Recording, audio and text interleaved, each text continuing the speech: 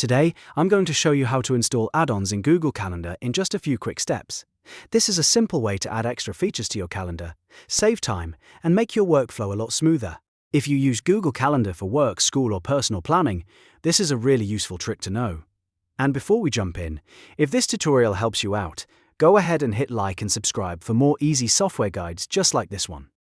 Alright, let's get started.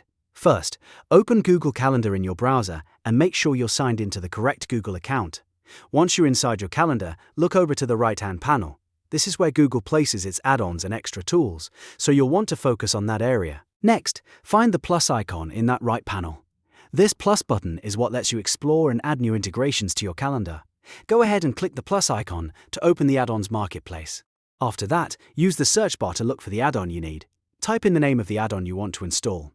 If you already know exactly what you're looking for, this step is very fast. If not, you can browse through the available options until you find the right one for your needs. Once you find the add-on, click on it and then choose Install.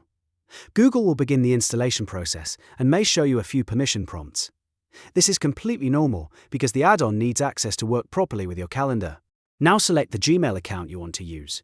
Make sure it's the account connected to the Google Calendar you want to customize. After that, review the permissions carefully and click Approve.